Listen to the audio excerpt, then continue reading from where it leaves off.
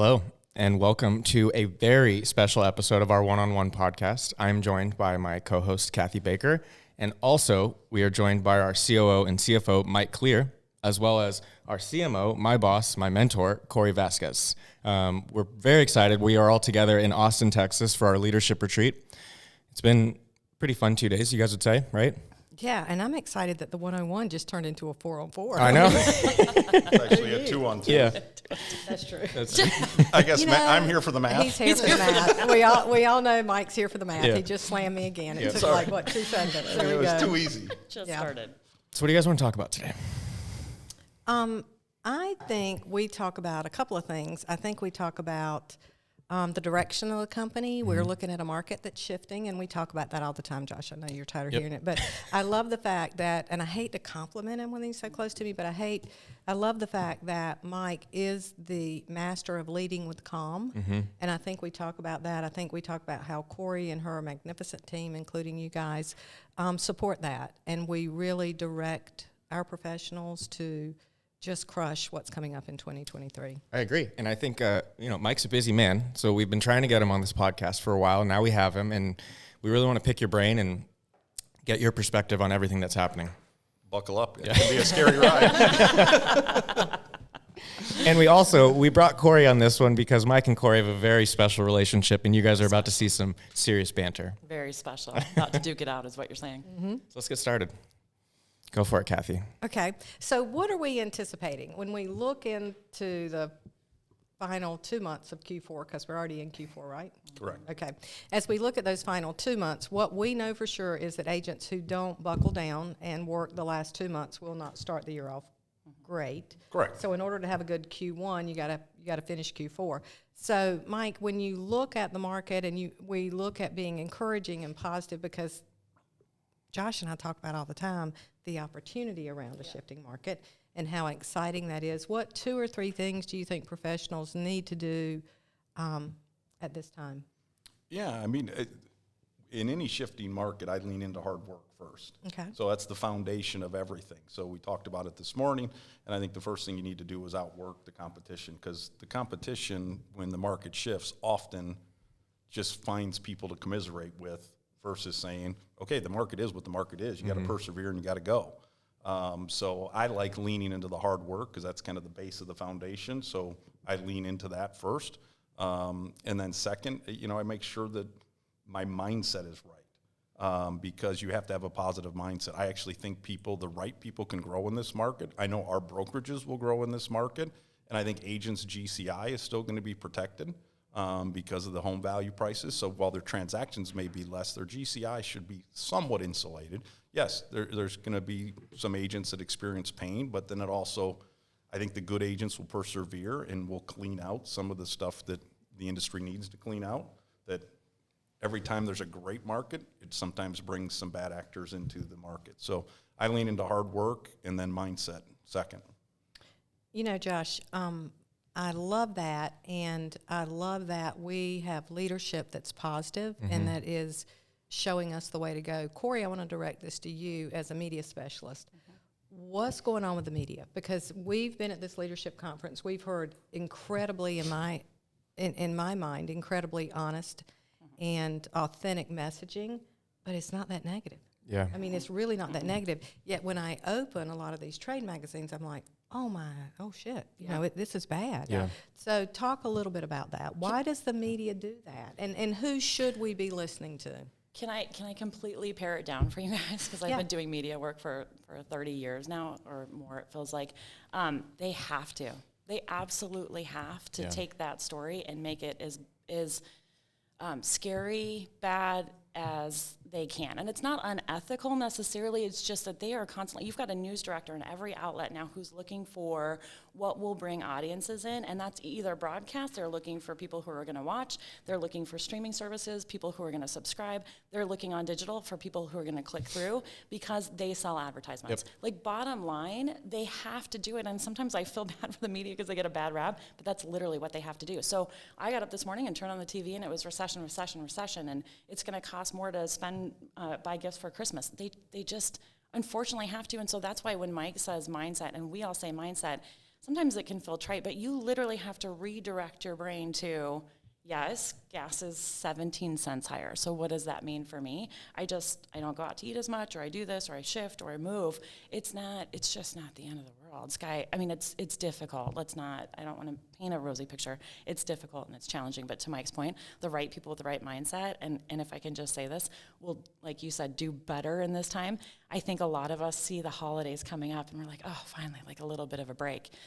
The right agents are going to be like, I'm suddenly a seasonal employee. I had a husband who worked seasonal, and his season was Thanksgiving and Christmas, and I never saw him. You got to get in that mindset, like, this may not be the year where I get to kick back for a couple weeks in December. We've talked about that. We've talked about that a lot. This might be the year where I dig deep. And you're going to be proud of yourself at the end because you did the work, and like Mike said, you're going to rise above, but this may not be the year. And we know buyers still buy and sellers still sell. Yeah, there's still, I mean, when you look at, not to bring math to marketing, Please don't. but what you were just saying is why negativity? Because it's what gets the clicks, which one gets the advertising. So they follow the data, and there's more clicks on negative stuff than on positive stuff. So but you have to know that's the game. It is a business after all for those companies. They still have investors. Some are publicly traded, so they're just trying to ring the cash register. Absolutely. So we then have to say, separate yourself from that. Don't spend all your time watching the news. Read the news outlets that you want to read so you stay informed and don't wallow in self-pity. And don't chase headlines. Right. Yeah. Yeah. I think also we're here right now with all of the leaders, the movers and shakers of our company, and we haven't really heard negativity. And so these are the people that are then going to go back and lead all of our agents, and that's a really, really good sign, you know? Well, and I'm going to talk data, and for no other reason than to try to impress Cory Mike. should be able to help you out. The fact that she said data and not data makes it even better. So go. Okay. So, Cory, I'm going to direct this to you. No. Seriously, I think one thing that the responsible broker does right now is look locally. Because it's a time, we've got a lot of markets here, Josh, to your point, that are totally unaffected by what's going on. They're still moving really well. Sure. And the media tends to pick the worst markets, the highest gas, whatever it is, to report on. So one thing, I love your hard work message, and from a pig farmer, I think that's the best message you can get. But I love that message, and pay attention to who you're listening to. This is a time to be, yes, we want to be empathetic, but make sure you're responsible in what you're listening to. And following that. I also don't think you shouldn't pigeonhole yourself to one news source, right? Find multiple opinions and then create your own. I was just going to say that. I was going to say, I hate it when people tell me what to do and what not to do necessarily. So they'll say, don't watch the news. Right. And I'm like, yeah, but I want to be informed. I want to know what's going on. So I'm going to watch the news. But because it's so negative right now, and because I know why it's so negative, then I'm going to podcast later. I'm going to listen to my favorite podcast, and I'm going to balance the two. I don't want to be told don't watch the news. I want to be informed, but I'm going to balance the two, and I'm going to have, to Mike's point, like I can't just always wake up with the right mindset. So I'm going to feed my mind with the positivity and the energy that I need to get through the day, and not just focus on that negative news. Recession. I heard this morning. Well, for the three of you, who should our professionals be tuning into? Like, Mike, I know. Well, it sounds like Cory needs to tune into Stuart Smalley first. You know, like if anybody remembers Al Franken from Saturday Night Live. Gosh darn it, I like myself. Is that how you start your mornings? I love that. Yes, and then I'll borrow your scratch and sniff book. I'm done with my podcast. And it begins. Okay, so, but I will say, shifting back to this, there's when you talk about data. So I talked to some owners this week, and a couple of them are down 40%. Those are certain select markets. Our own markets where we have brokerage, Phoenix got hit really hard. Why? Because Phoenix went up really big. So anything that went up really big in the boom is going to come down more is going to crash more on the other side. Then we talked to some owners like, boy, we still haven't started feeling it yet. So I just try to prepare them. Get ready. You probably are going to feel it. So now prepare. But you've prepared for this. We heard people today say, a year ago, you guys told us to stockpile cash in good times. Be ready.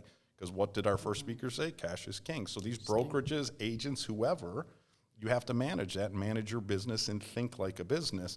But I think it's the best time to lean into marketing, to lean into advertising, to lean into the brand, to use the stuff we have because it's there and it's all free for our agents to use, our brokers to use. So everybody's out trying to get a shiny object. Use our tools that we provide because we vet those and we spend a lot of time vetting those. And I think that's if people just utilize the entire one system, everybody wins. Who do you listen to? It's again, it's digital media. So as soon as I and my platform of choice is Spotify, as soon as I type in, positivity or manifesting or something like that, I get this slew of people. And one thing I've done for myself, and I'll just give this bit of advice, is you listen to the first 4 minutes, and if that person doesn't resonate with you move on to the next. And then I found a couple of Josh and I are big Brene Brown fans. I know. Love her. She's back. She's back. And I'm a big Eric Thomas fan. We had him at Summit. Get ready. I can't. I mean, I might, but I can't. So, I want to, but I won't. And so I literally, as crazy as it sounds, I'll just go walking and I'll throw on Eric Thomas, and right back up I go, and then I'm back to my computer, and I'm like, recession, fine, bring it on. We'll do it. We'll figure it out. Like Mike said, we've spent time preparing for this, and there are positive things that came out of COVID, and it was like, buckle down, get ready for anything. This is another anything. I love that, because you and I are good friends. We work together. But your perspective and mine, it's so funny, because like I'm like, ask Mike the question, what podcast you listen to? I'm like, those are fascinating. I need to start looking into some of those, because mine's a totally different realm. What are you listening to? Oh, Freakonomics first. It's like, why did you give that face? I'm nothing. Have you ever listened? It's fabulous. I've read the book, actually. Well, this goes even deeper in economics. And then No Stupid Questions is pretty good. It's a spinoff of that one. But This is what we love, all brains at Realty ONE Group. We love all brains. The third most one I listen to is the Journal Report, which is the Wall Street Journal. So I literally just brought this podcast down. Did I hit to my Borzone, microphone? So that's why I said I had to say mine, because it's like, crap, I need to get some different material. Let's make a pact, and one day you and I will switch podcasts all day long. Cory, you won't last 5 minutes. I like motivational stuff, so I'll be fine. I think you'll be bored out of your mind. Well, like, but you know what? That's such a good point that I want to make, is what we do is mindset. Yeah. And if Brene Brown and Eric Thomas, if that's what gets you going, that's great. If it's Freakonomics, bless your heart. I know what that means.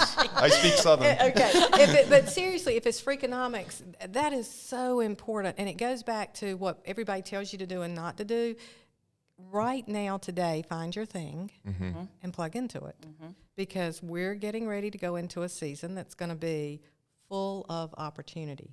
But you're only going to see opportunity if your mindset is right. So I don't think, we're all joking around, but I don't think anything could be more important than, man, find your groove and get in it. Because for the next 6 months, Mike, 9 months, 12 months, however many, doesn't matter. You need to find that and not fall back into the negativity. I just think that's key. And Josh and I have talked about this in like an exercise kind of way. Is like, I absolutely hate going to real estate conferences and having a speaker say, you need to do these 3 things, or you need to use these 2 tech platforms, or you need to be on YouTube. And if you're not on YouTube, you're never going to make it. And I absolutely hate that. It's such a pet peeve of mine, because it may not work for me. Right. Like, and I need, right now, we need our agents and our offices to lean into the things that work, that they're really good at, because if you love it and it works for you, it comes more naturally, you're more likely to do it. If you're going to force yourself, and this is where we've talked about exercise, if you're going to force yourself to try and deadlift, and you're not a deadlifter, Right. Yeah. you're never, Ryan's, our producer's over there laughing because he is a deadlifter, you're never going to do it. And I started walking recently, and I love it, and I podcast when I walk, and yes, I feel silly when they're running past me, and I'm thinking I should be running, but I love walking, and so I'm more able to walk every day because it's something I want to do, and I'm going to dig deep. If you're, I don't know a lot of agents who will do this, but if you're going to cold call or pick up phones and call, and that's your thing, lean into that. If you're a door hanger, I would never criticize an agent for door hanging, because if you love to do it and that's what you want to do and you've gotten some calls from it, go for it. Just lean into what you do. Well, I think it's as simple as do what works for you in your market that's going to make you successful. And if you start doing something and you realize it's not working, then you have to reevaluate and figure out what is going to work for you. And that's kind of the beauty of these events that we host, is they get to kind of pick up on all of that guidance, and then they go back to their market and they test it out. Honestly, from deadlifting to door hanging to dead door lifting, hanging, that was whatever a hell of you alliteration want to right hang. there. Thank you. But did you also notice that Cory said she hates when people give her like the Here we top go. 3 things?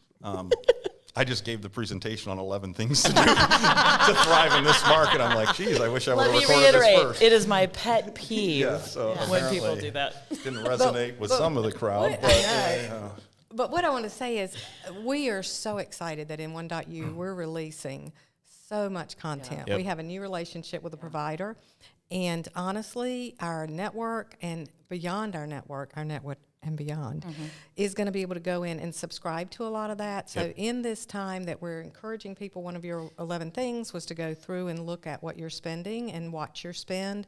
We are providing resources that are unlimited for our network.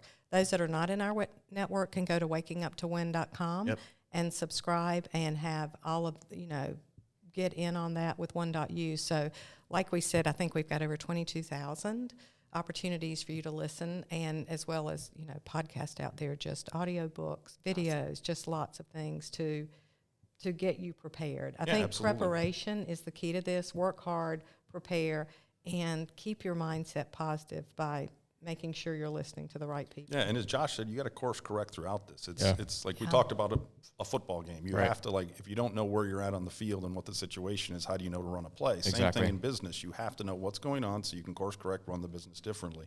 But Kathy, we have tools in your department, Cory, in your department. It's unbelievable the tools that we have between the One Design Studio and One.U and One Marketplace. Lean into the stuff that's free.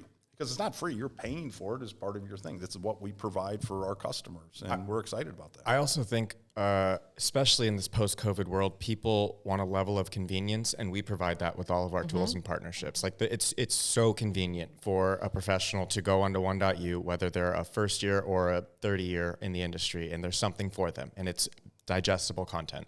So real quick, No, keep going. We talked about this beforehand. We, as a group, said, what is the energy going to be like at this conference? Yeah. And we were like, you don't know exactly what you're going to get. Have you seen we talked about at the beginning, any negativity? Nope. I mean, it's unbelievable how positive people are in the face of something that seems shifting or bad. So I also think we can attribute that partly to our brand. Yeah. We are a very positive brand despite what's happening outside.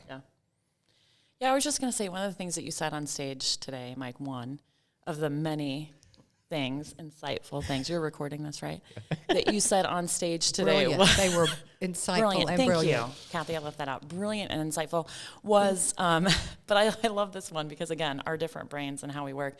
You can't be afraid to look at stuff. You can't be afraid to look at your numbers. You've got to know where it is. And yes, it's scary. And yes, this is what I'm saying about the news is, yes, it's scary to feel like gas is going up, eggs are going, everything's going up. But you got to watch it just so that you can know. I was the kid in college who would take an exam and get the exam back, and I'd stuff it in my backpack because I couldn't look at the grade. I was too terrified.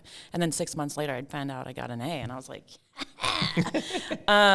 so sorry, that one really resonated with me because I think a lot of people are doing that. They're like, I'll figure it out. I'm going to make it through this, whatever it is, I'll figure it out. But like your advice today was look at the numbers, know where you stand. Because, I mean, the only way you're going to get through this is to be aware and to course correct. Right. Well, we said fear is not a plan. Fear is not a plan. I love that. I do too. It's like We'll title this episode that. I like that. I like that. Fear is not a plan. So yeah, because Mike was so afraid to come on a podcast with me that I didn't think fear is not a plan. We could literally do this all day. I know it would go downhill considerably. It would. It really would. But for the people that are listening and watching, I want them to know that obviously Mike's already spoke. Cory and Kathy are emceeing this entire event, and in the middle of our lunch, we are recording this episode. So we have been slammed for 3 days, and we can literally do this for another couple hours, but I do not want to keep you guys forever.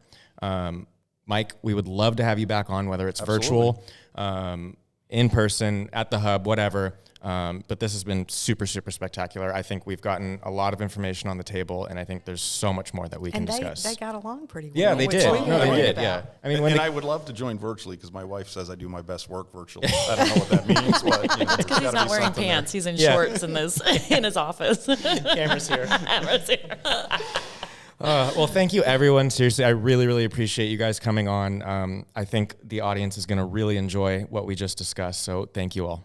Thank you. We appreciate it, yeah. We thank you for joining us today on another episode of One on One, a Realty ONE Group podcast. We are powered by One.U and ask if you have suggestions, recommendations, or questions, please email learning@realtyonegroup.com. And remember, pay close attention to the details, listen to understand, not respond, and always be a resource, not a sales pitch.